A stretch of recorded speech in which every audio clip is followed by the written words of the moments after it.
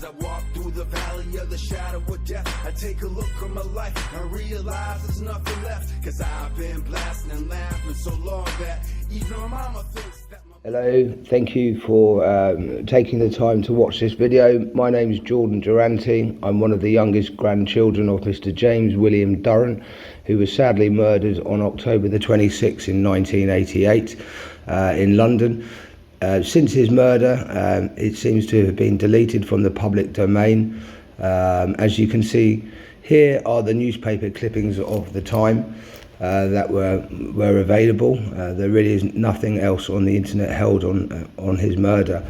As you can see through the newspaper clippings, the Masons were involved or suspected. As my grandfather was a high-level Mason, he was actually the treasurer for the United Kingdom's Freemasons' money, and he was also followed home that very evening from a Masons meeting at the Grand Hall. This picture here is Mr Durrant in his RAF uniform with some of my family. You can see in World War II, my grandfather was on special duties. He was also an RAF squadron leader. The Masons have been using my family's trust deed since 1978. You can see the amount of money that have been going through the trust deed is quite staggering. There was 64 million pounds just in 1988 and 1989. That's a small part of the trust deed, which I'll come to shortly. Here is the death certificate. It's the wrong date of birth for my grandfather. He was born in Tottenham on the 21st of November 1913. And it's also the wrong location. He wasn't born in Dalston. It does not mention that he was stabbed, and he certainly was. So that I suggest that's being covered up by individuals, because it links to other murders, which I can discuss at another stage.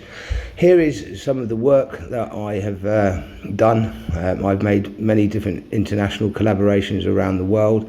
In the YouTube clip, which I'll provide in the link below, it says at the time there was no sign of a break-in. Now, that was a cover-up by the Masons, who I say have infiltrated the police for many decades.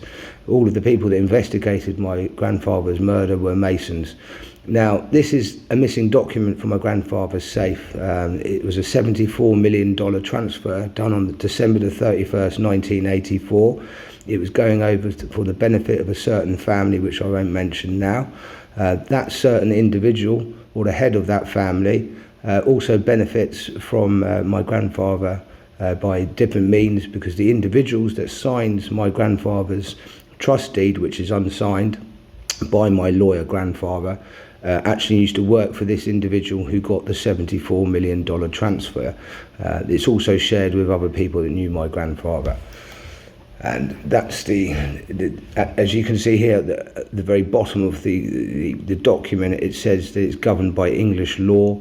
This document is never signed. They appoint a settler, so the true settler of the $74 million has never been located.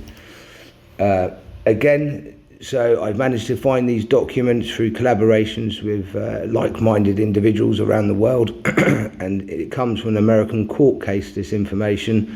And then it actually comes from the geographical location is crazy. It's behind my grandfather's house. There is an accountancy firm there in Kingston.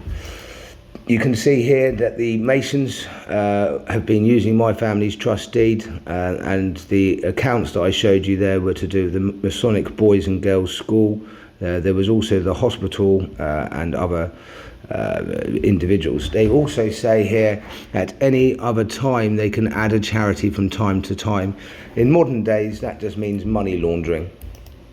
The people who signed my grandfather's trust deed, which is unsigned by my lawyer grandfather, can be found in this book. Thank you very much for listening. I hope that makes sense. I have a few more videos to come, to say the least. Thanks a lot.